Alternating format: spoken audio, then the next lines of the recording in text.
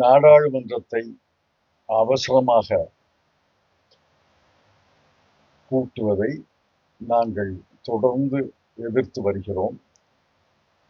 அதனுடைய குட்டு வெளிப்பட்டு விட்டது.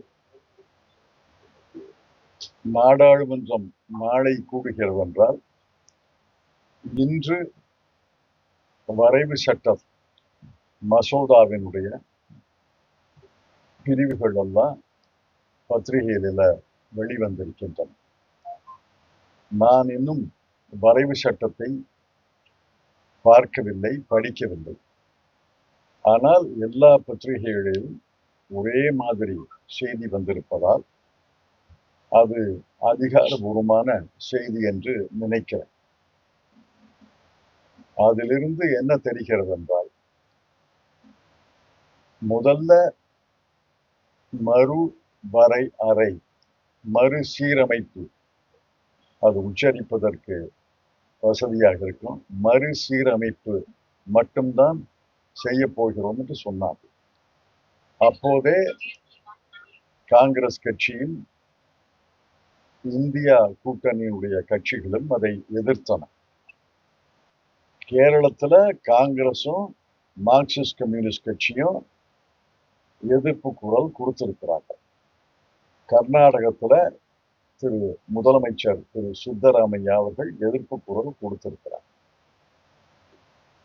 ஆந்திராவில் எனக்கு அவர்களுடைய நிலைப்பாடு தெரியல. அங்க ரெண்டு பெரிய கட்சிகள், தெலுங்கு தேசமும் YRSP ஜெகன் ரெட்டியோடைய கட்சி, அவர்களும் கருத்து சொல்ல வேண்டும், கருத்து சொல்வார்கள் என்று நம்புகிறேன்.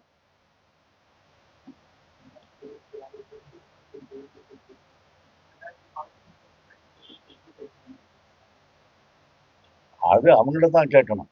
2011 தான் கடைசி சென்சஸ். 2021 சென்சஸை நடத்தாமல் போனது இதற்காகத்தான். 2021 என்ன பிரச்சனை? சென்சஸை நடத்தி இருக்கலாம்ல.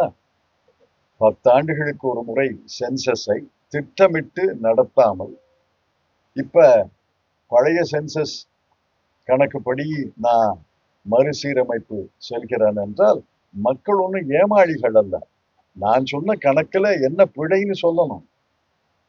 நான் சொன்ன கணக்கைத்தான் பல வல்லுநர்கள் சொல்லி இருக்கிறாங்க. இன்று இந்து பத்திரிகையில நீண்ட தலையங்கம், முழு பக்க தலையங்கம் எழுதியிருக்கிறாங்க. மற்ற பத்திரிகைகள் எல்லாம் தலையங்கம் எழுதும் என்று நம்புகிறேன்.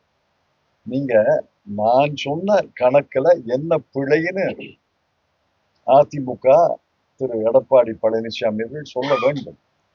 பிழை இல்லை என்றால் இதனால தமிழ்நாட்டுக்கு பாதகமா இல்லையா? இதனால தென் மாநிலங்களுக்கு பாதகமா இல்லையா? அந்த கேள்விக்கு நேரடியாக பதில் சொல்லணும்ல. நேரடியாக பதில் சொல்லாம திரு அமித்ஷா அவர்களை கேட்டேன், அவர் பாதகம் இல்லைங்கிறாரு, ஆகவே பாதகம் இல்லை. இது என்ன பதில்?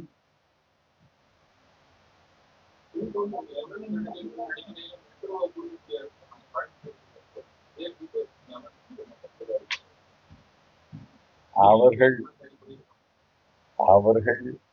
ஒரு நிலைப்பாட்டுல ஒரு நிலையில இருப்பது கிடையாது.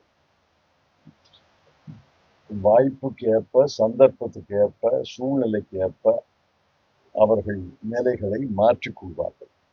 இதுதானே பாரதிய ஜனதா கட்சியுடைய வரலாறு.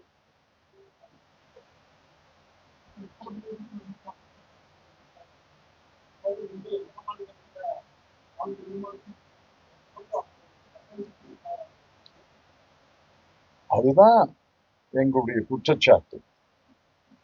அதாவது நேரடியாக மறுசீரமைப்பு டீலிமிட்டேஷன் செஞ்சிருந்தா 39, 32 குறைஞ்சிருக்கும். அவ்வளவுதான், ஒரே கணக்கு தான். அது எல்லாருக்கும் தெரிஞ்சிடும். சாதாரண மக்களுக்கும் பளிச்சுன்னு தெரிஞ்சிடும். 39 நாடாளுமன்ற உறுப்பினர்கள் இருந்த இடத்துல இப்போ 32 தான் அப்படின்னு தெரிஞ்சிடும். இத 39 முதல்ல 19 சீட்டு கூட்டி 50% கூட்டி 58 ஆக்குறாங்க. 58 டீலிமிட்டேஷன்ல 46 குறையும்.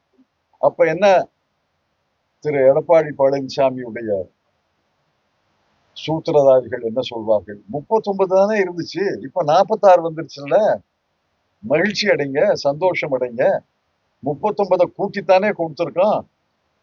அவ்வளவு ஏமாளிகளா தமிழர்கள்? அவ்வளவு ஏமாளிகளா தென் மாநிலத்து மக்கள்?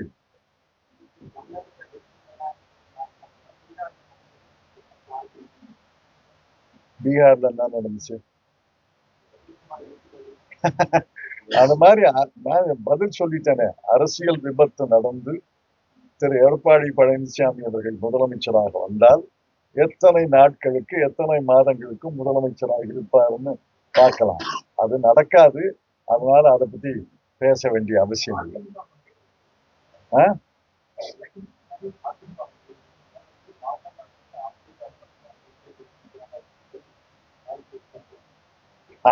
அதெல்லாம் அவரை கேளுங்க, அவர் என்ன பதில் சொல்வாரு. திரு அமித்ஷாவை கேட்டேன், அவருக்கு வந்து சொல்ல சொல்லுவாரு. சரி, நன்றி, நான் பொறுத்தேன்.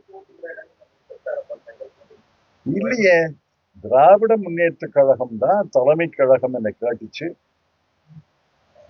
தேர்தல் பரப்புரை செய்ய வேண்டும் என்று சொன்னார்கள். நீங்க ஏற்பாடு பண்ணுங்கன்னு. அவங்க தானே ஏற்பாடு பண்ணிட்டு இருக்காங்க. அவங்க ஏற்பாடு பண்ணும்போது அவங்க தொகுதிகளில் ஏற்பாடு பண்ணிருக்கலாம்னு நினைக்கிறேன். செய்திகளை உடனுக்குடன் தெரிந்து கொள்ள கீழ்கண்ட கேபிள் மற்றும் டிடிஹெச் நெட்வொர்க்குகளில் எம்நாடு செய்தி தொலைக்காட்சியை காணுங்கள். பாதகம் செய்பவரை கண்டால் நாம் பயம் கொள்ளலாகாது பாப்பா. மோதி மிதித்து விடு பாப்பா, அவர் முகத்தில் உமிழ்ந்து விடு பாப்பா. அண்மை செய்திகளை உடனுக்குடன் தெரிந்து கொள்ள இணைந்திருங்கள் எம்நாடு தொலைக்காட்சியுடன்.